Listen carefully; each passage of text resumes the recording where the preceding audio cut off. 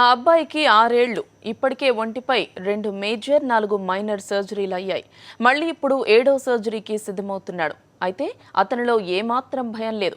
పైగా ఆడుతూ పాడుతూ డాక్టర్ పిలుపు కోసం వెయిట్ చేస్తున్నాడు. అంతేనా, ఆపరేషన్ తర్వాత జీవితంలో ముందుకు దూసుకెళ్తానని ఛాలెంజ్ కూడా చేస్తున్నాడు. ఇంతకీ ఎవరా మిరాకిల్ కిడ్?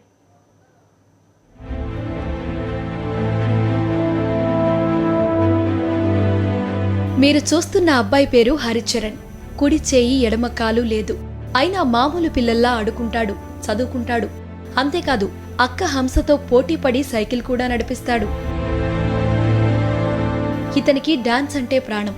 3 ఏళ్ల వయసులో ఇంటి మేడ మీద ఆడుకుంటున్న సమయంలో కరెంట్ షాక్తో కాలు, చెయ్యి కోల్పోయాడు.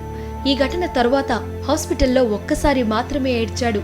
ఇక మళ్లీ ఏడవనే లేదు. డాక్టర్స్ వచ్చి చేస్తున్నప్పుడు అంటే అనెస్థేషియా ఇచ్చి చేసేవాళ్ళు మొదటి 2-3 సర్జరీలు. తర్వాత అనెస్థేషియా ఎక్కువ ఇవ్వడం మంచిది కాదు కదా అని చెప్పేసి అనెస్థేషియా ఇవ్వకుండానే చేస్తున్నప్పుడు మొత్తం మాంసం ముద్దలాగానే ఉండేది కాలు. ఆ బ్యాండేజ్ అంతా ఇప్పగానే గట్టిగా అరిచేశాడు.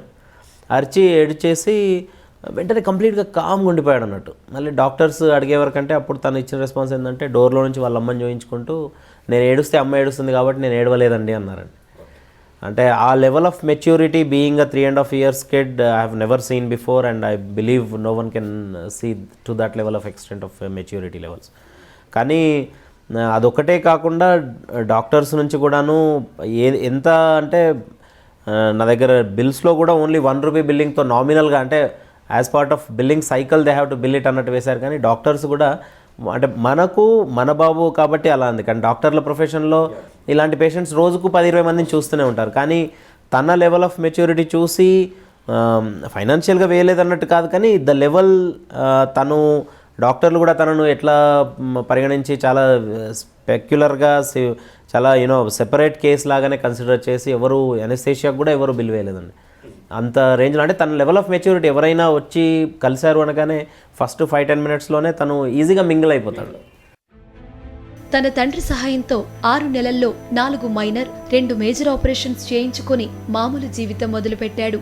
కుడి చేతితో రాసే అలవాటు, కానీ త్వరగా ఎడమ చేతితో రాయడం నేర్చుకున్నాడు.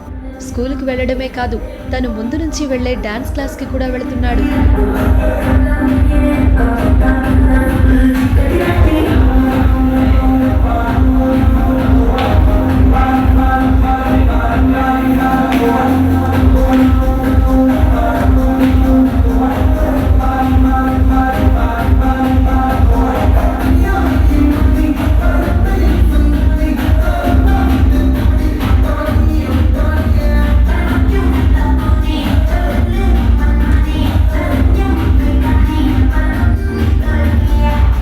నా దగ్గర ఒక 4 years నుంచి డ్యాన్స్కి వస్తున్నాడు.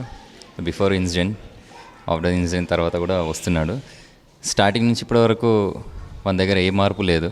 ఆ ఎనర్జీ లెవెల్స్ కానీ, బాడీ లాంగ్వేజ్ కానీ, ఆ ఎక్స్ప్రెషన్స్ కానీ సేమ్, అసలు వాడు ఏమి చేంజ్ అవ్వలేదు.